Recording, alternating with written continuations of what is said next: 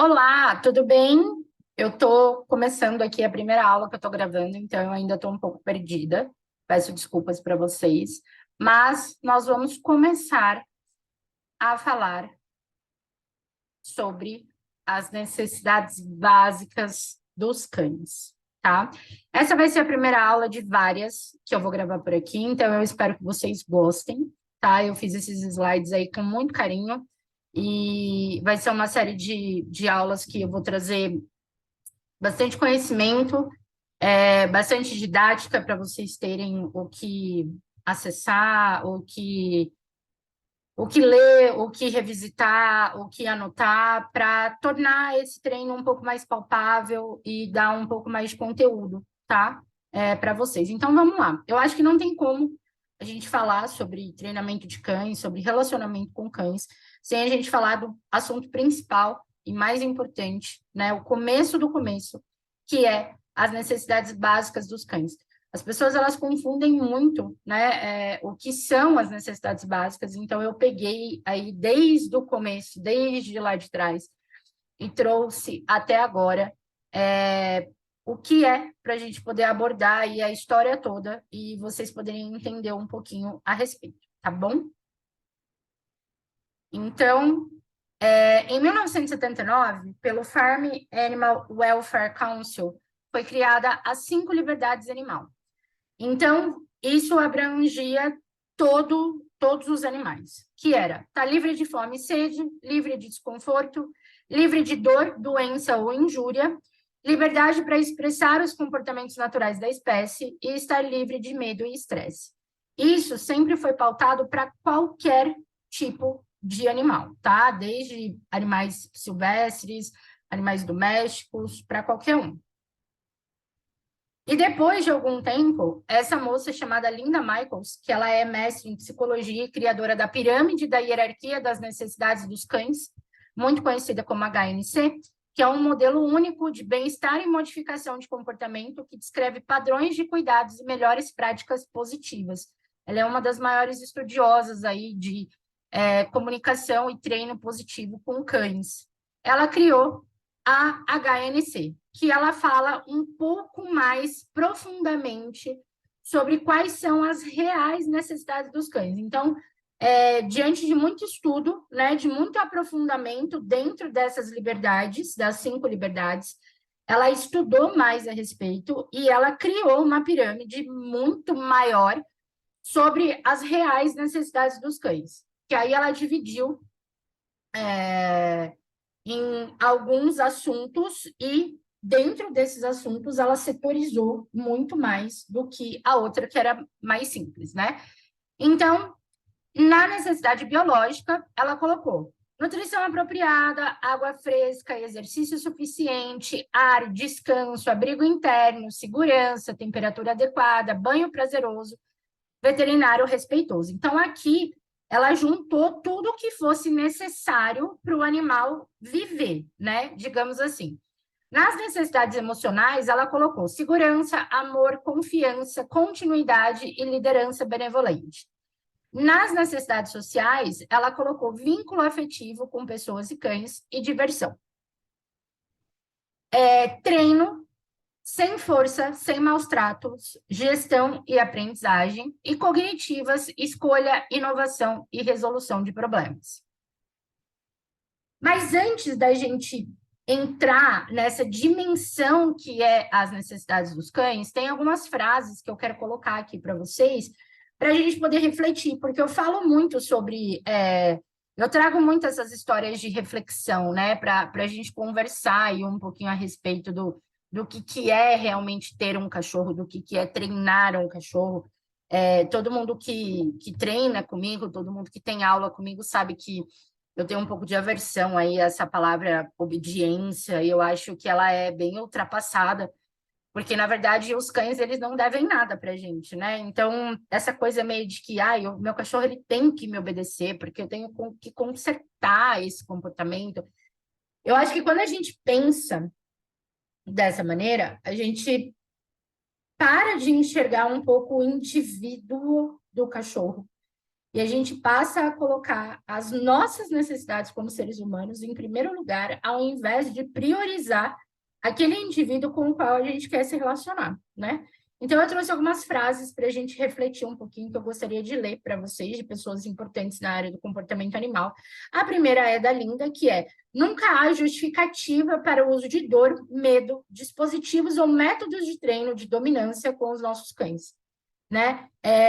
Não tem justificativa para a gente usar qualquer método que seja punitivo, de coação, de medo, de trauma, porque ninguém aprende assim, né? É claro que a gente vem de uma educação punitiva, né? Nas escolas, dentro das nossas famílias e etc., mas nós já estamos em 2023, eu acho que já deu tempo suficiente para a gente evoluir, e não precisar mais usar de medo e desses métodos que já são tão ultrapassados, porque a ciência aí já provou mais do que nunca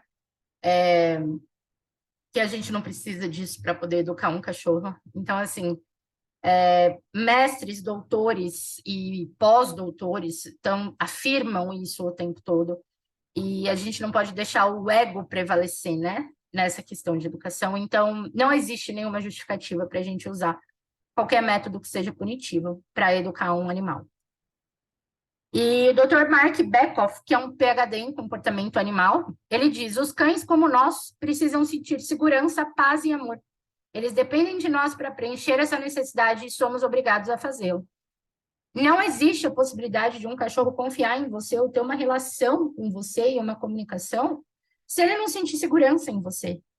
E se você usa métodos punitivos, aversivos, e se você causa medo nele, como ele vai confiar em você? Então, se existe um problema na comunicação, e se existe esse tipo de sentimento na relação do seu cachorro com você, não tem como isso evoluir, entende? A gente tem que rever todo o meio como a gente se comunica, como a gente trata e como a gente treina o nosso cachorro, para a gente poder ter uma evolução nisso, né? Dr. Simon, PhD também em comportamento animal, os cães precisam estar felizes para aprenderem, prestarem atenção e resolverem problemas, né? Muita coisa que acontece é o cachorro achar o treino um tédio, um pé no saco, e isso acaba se tornando um aversivo para ele. Por isso que às vezes acontece, muitas vezes, de um treino ser curto, e às vezes o tutor do animal não entende, né? Nossa, por que que esse treino está sendo curto? E sei lá, o treinador ele está roubando meu dinheiro, ou o treinador está me sacaneando, e a gente precisa entender até onde vai esse cachorro, até onde ele está afim. Porque se a gente passa desse limiar com ele começa a achar isso pesado, ele começa a achar isso aversivo, ele começa a não curtir essa situação. Então, ele precisa estar motivado, ele precisa estar feliz, ele precisa estar afim para ele poder aprender. Tudo que é demais, tudo que é muita pressão, acaba ficando pesado. E aí o cachorro não vai conseguir aprender. Então, às vezes é melhor 5 minutos bem feito do que 1 hora à força. E aí, muitas vezes, a gente se pergunta, muita gente não entende ainda o que é a definição, né? O que é adestramento positivo, muita gente escuta aí o Force Free Training, tem gente que acha que adestramento positivo é só você dar petisco para o cachorro, né? Tem muita gente que usa de petisco para o cachorro para adotar métodos punitivos e falar que é um adestrador positivo e etc. Então, assim, a primeira coisa que eu queria dizer para vocês é que adestramento positivo não é só usar petisco, como muitas pessoas que nem sabem o que é um adestramento positivo falam, ou que muitos treinadores punitivos usam essa justificativa para dizer que o nosso tipo de treino não funciona, né? Então, aqui, eu fiz, tipo assim, um gráfico bem besta, né? Tipo, para ilustrar para vocês o que é o adestramento positivo, porque, na real, nem é isso também, né? Na verdade, o adestramento positivo, ele é pautado absolutamente na ciência, né? Essas pessoas que são grandes estudiosas, elas se dedicam a estudar como a cabeça dos cães funcionam, como o comportamento dos cães funcionam, para trazer esses estudos para a gente poder colocar em prática, né? E aí, para mim, além da ciência, vem o vínculo e o afeto. E quando você tem vínculo e afeto com o cachorro, e além de você ter um bom caráter, não existe motivo para você fazer um animal sentir medo ou dor ou o que seja, né?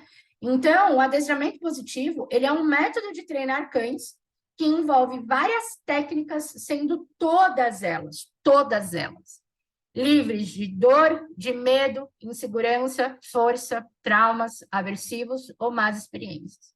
Se você vê qualquer treinador que cause qualquer coisa desse tipo a algum cão, ele não é um adestrador positivo ou force free training ou qualquer coisa do tipo que diga que não trabalha com apenas com a metodologia positiva, tá? Aí aqui, o que eu fiz? Eu estou falando das 5 liberdades animais, trouxe a Linda Michaels para falar sobre a hierarquia das necessidades do cão.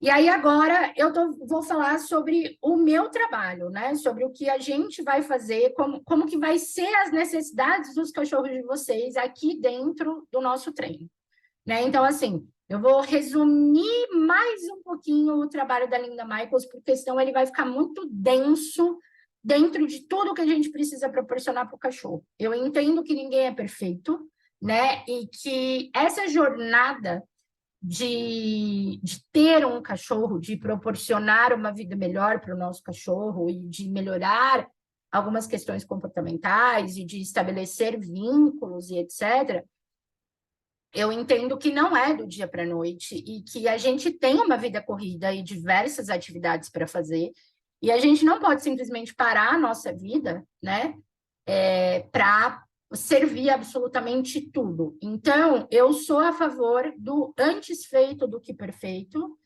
e eu sou a favor dos 5 minutos todo dia. Então, eu entendo que a vida de todo mundo é uma loucura. Então, o que eu fiz? Eu peguei aquela pirâmide da Linda e eu resumi ela mais um pouquinho com as coisas que eu acho essenciais que a gente vai adotar como práticas dentro da nossa jornada de treino, tá? Então, a primeira coisa das necessidades do cachorro de vocês. Necessidade física, que são atividades direcionadas de acordo com idade, raça, peso, energia, aptidão e etc. Aqui vai entrar passeio, bolinha, corrida, andar de bicicleta com o cachorro te puxando, agility, dependendo do cachorro, que mais? Cabo de guerra, qualquer atividade que seja física e sempre é direcionada para cada tipo de cachorro. Quem tem um bulldog inglês não vai ser a mesma atividade ou o mesmo tempo de passeio que uma pessoa que tem um border collie, por exemplo. Né? Quem tem um vira-lata de 10 anos não vai fazer as mesmas brincadeiras que quem tem um filhote de 6 meses. Então, cada treino, ele não é uma receita de bolo, porque ele é pensado e montado exclusivamente para cada cachorro, tá? 2, atividade mental. Atividades que estimulem o cachorro a desenvolver o seu lado emocional, ser independente, fazer escolhas, se sentir seguro, de acordo com cada indivíduo. Aqui entra enriquecimento ambiental, entra treino, entra, que mais? Atividades que ele possa fazer escolhas, que ele saiba sair de situações, atividades que deem independência para ele, às vezes um treino de caixa de transporte, às vezes um treino de junto separado, coisas que trabalhem a mente dele, que faça ele gastar energia mental, tá? Aqui a necessidade de saúde, que eu sempre levo conhecimento para vocês, de ter o conhecimento necessário para perceber a alteração de saúde do seu cão, início de doença, cuidados básicos como manutenção de peso, saúde bucal, saúde da pele.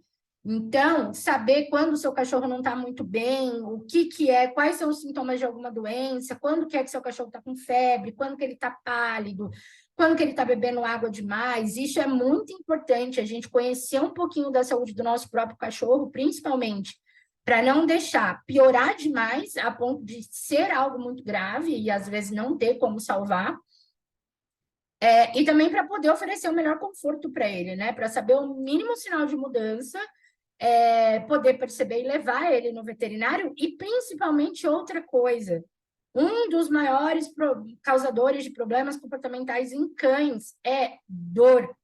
Então, cachorros que têm problemas muito exacerbados de comportamento, na grande maioria das vezes, são cachorros que sentem dor, né? Então, assim, claro, eu sempre observo para ver se o cachorro que eu estou treinando, ele precisa de uma avaliação aí mais profunda para dor e etc. Então, esse conhecimento, ele é muito importante para o tutor de cachorro, principalmente para poder saber, né, se isso daí se tem alguma dor associada, se está acontecendo alguma coisa, para vocês terem esse conhecimento e colocar em prática. Necessidade social, acima de tudo, respeito, comunicação, empatia e entendimento pelo seu cachorro. Isso é uma coisa que você proporciona para o seu cachorro, que ele precisa para ter a necessidade dele social atendida, né? Aquilo que eu comentei lá no começo, que o nosso cachorro não deve nada para a gente, absolutamente nada, entra aqui totalmente nessa questão social. Né? Isso a gente vai conversar muito em outras aulas, porque eu acho que essa questão social é uma coisa que não está sendo muito respeitada, né? Com o passar do tempo aí, eu acho que o pessoal tá invadindo um pouco o espaço dos cachorros, principalmente nessa questão social, e isso está agravando muitas questões comportamentais. Relacionamento do seu cachorro com outras pessoas, com outros cães, com outros animais, às vezes, se for possível, que faz muito bem para o seu cão. O cachorro é um animal social. Exposição adequada a uma série de coisas, a barulhos, a movimentos, a outras coisas, né? Tipo, seu cachorro num bar, num restaurante, num parque, num lugar onde tem uma obra, onde tem ônibus, onde tem tudo, mas exposições adequadas e gradativas para que ele não se sinta com medo e nem inseguro, respeitar as preferências dele, né? O cachorro, ele prefere as coisas, tem cachorro que prefere crianças, tem cachorro que prefere pessoas, tem cachorro que gosta mais de animais do que de pessoas, e a gente precisa respeitar isso e não forçar. Interações também. A quinta necessidade básica, que é essencial para aprendizado e para todas essas outras necessidades básicas que eu estou falando aqui, descanso. E o descanso, ele abrange segurança, que aí segurança entra tudo, o cachorro morar num lugar bom, o cachorro se sentir seguro o tempo todo, ele ter água, comida disponível o tempo todo, poder fazer xixi, cocô a hora que ele quiser, conforto, o cachorro não ficar tomando sol, chuva, etc., que é o básico, né, que um animal precisa para viver, e sono de qualidade. Sono de qualidade eu falo em qualquer momento, tá? Seja a noite toda, ou quando ele estiver dando um cochilinho e você não ir lá perturbar ele, porque ele é muito bonitinho, entendeu? E sexta necessidade, que é um elemento valiosíssimo, mas que a gente vai falar sobre isso depois. Obviamente que tem que ter um suspense. E aí, beleza. A gente está falando sobre as necessidades básicas, né? Então, aqui eu estou falando, mas beleza. Qual que é a consequência disso? Né? Estou falando de o que a gente tem que fazer, o que a gente tem que dar, o que a gente tem que fornecer, etc. E o que acontece com o meu cachorro? Né? Que uma das coisas que eu mais escuto nessa vida é: mas eu tenho que fazer tudo isso? Ninguém é obrigado. Isso eu sempre falo, né? Eu falo o tempo todo. Ninguém é obrigado a nada. Mas, se você não faz, o seu cachorro fica doidão.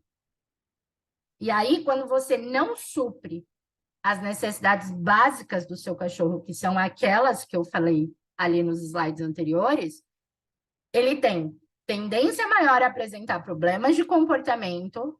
A gente insiste em tentar resolver problemas aonde a origem é uma rotina ruim, Rotina ruim é igual a necessidades básicas não atendidas, tá? É uma equação super simples de entender. Redução da qualidade de tempo de vida. Cachorro entediado, cachorro estressado, cachorro com nível de cortisol alto, maior chance de aparecimento de doença, redução de qualidade de tempo de vida. Menos interação social do cão com a família, o cachorro fica tão louco, mas tão louco, que vocês não conseguem mais conviver com o cachorro de vocês, e vocês evitam a interação com esse cachorro, então ele vai sendo deixado de lado. Lentidão no aprendizado, cérebro estressado não aprende de jeito nenhum. Doenças crônicas e o capeta instalado no corpo do cachorro. Quando vocês falam assim, o meu cachorro tá endiabrado, é isso aqui. É aqueles slides lá de trás não sendo colocados em prática. E aí, quando você olha, entende e fala, puta, é mesmo, eu preciso colocar em prática todas aquelas coisas que a Carol falou, passa o anjo. Quando você coloca as necessidades básicas do seu cachorro em dia, se você apresentar um desafio para ele, ele vai aprender mais rápido. Você vai diminuir muito os problemas que são resultantes de uma rotina pobre, porque as necessidades básicas do seu cachorro vai estar em dia. Ele vai ter uma maior qualidade de vida, um melhor relacionamento com a família, porque cachorro com necessidade básica em dia tende a se comportar melhor e você tende a ter mais paciência com ele. Um cão equilibrado e sociável participa da vida familiar, redução do estresse crônico, prevenção de doenças, estresse crônico causa muitas doenças, desenvolvimento de habilidades sociais, porque um cachorro que não está estressado, ele se comporta melhor e ele tem mais habilidades sociais do que os outros, porque ele tem mais poder de comunicação, mas não existe milagre. Não é porque você vai colocar as necessidades básicas do seu cachorro em dia que ele vai ser um Buda, tá? A gente tem que entender que quando a gente fala de comportamento, tudo é imprevisível e não existe uma receita de bolo. Às vezes a necessidade básica do seu cachorro está em dia, mas ele tem uma determinada dificuldade com alguma coisa. Só que um cachorro com as necessidades básicas em dia, ele tem muito menos tendência de apresentar algum problema comportamental do que um cachorro com uma rotina pobre. Só que essa é somente a ponta do foguete, que é o que eu falei agora, que milagre não existe.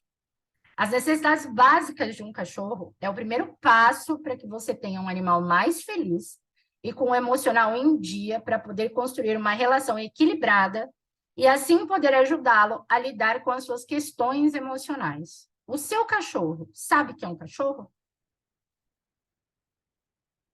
Aqui a gente entra em outra parte importantíssima desse rolê todo. Deixar o seu cachorro expressar os seus comportamentos naturais e entender ele como um indivíduo, além de ser uma das maiores provas de amor que você pode dar, também é uma maneira de não exigir dele o que não pode ser entregue pela espécie. Abaixe as suas expectativas. Isso é uma das coisas com que eu mais lido todos os dias na minha profissão. As pessoas têm um cachorro, o cachorro pode entregar isso e as expectativas das pessoas estão aqui em cima. Porque as pessoas estão esperando dos cachorros comportamentos que eles não podem entregar. Então, o que que a gente vai fazer? A gente vai fazer isso aqui. Nós vamos abaixar a expectativa. Tem uma coisa muito curiosa, que é uma coisa que eu uso comigo. Eu gosto muito de ler, né? E aí eu leio o livro, e sempre tem um filme que sai do livro, né? E aí, sempre que isso acontece, vamos supor, sai um filme de um determinado livro, eu nunca leio esse livro. Por quê? O filme que sai do livro, ele sempre é decepcionante quando você lê o livro, porque o livro é extenso, ele é cheio de coisa, ele é completo e etc. E aí você lê o livro e você fala, nossa, meu Deus, que coisa maravilhosa. A hora que você vai assistir o filme, você fala, puta que bosta, faltou isso, isso, isso, isso, isso, isso. O que que eu faço? Quando tem o filme do livro, eu assisto o filme primeiro e leio o livro depois. Porque eu assisto o filme, aí eu vejo e falo, nossa, que massa a história, tal, não sei o quê. A hora que eu vou ver o livro, eu falo, caraca, é muito melhor do que o filme. Então, a gente vai fazer isso com o seu cachorro. A gente vai esperar menos para se surpreender mais. Assim, a gente fica menos frustrado. E o que, que é o tal do comportamento natural? Que é o que a gente estava falando ali atrás, que a galera está botando expectativa aqui em cima. Pois, sinto decepcionar vocês. Latir, rosnar, morder, pular, farejar, explorar, forragear, destruir, chorar, correr, rolar, roer, inclusive os móveis da sua casa, guardar, brincar, uivar, cavar e caçar, todos são comportamentos naturais. Isso é um cachorro.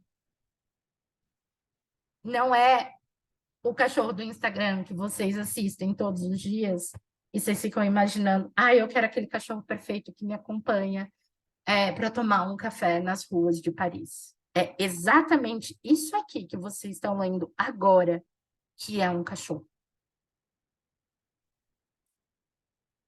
Agora, lição de casa. Depois de terem visto todos esses slides, vocês vão pegar um caderninho e, com base em tudo que vocês ouviram, vocês vão fazer uma lista honesta. E eu vou saber ser honesta, porque eu conheço o cachorro de cada um de vocês, do que você fornece das necessidades básicas do seu cachorro. Não vale roubar. Porque é através dessa reflexão que você vai fazer que você consegue ter o ponto de partida do que você precisa melhorar na relação do cachorro de vocês.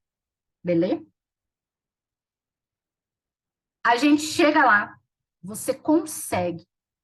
Eu consigo junto com você. Você não consegue sozinho, eu não consigo sozinha, mas juntos a gente consegue. Não é papo de coach, mas é verdade.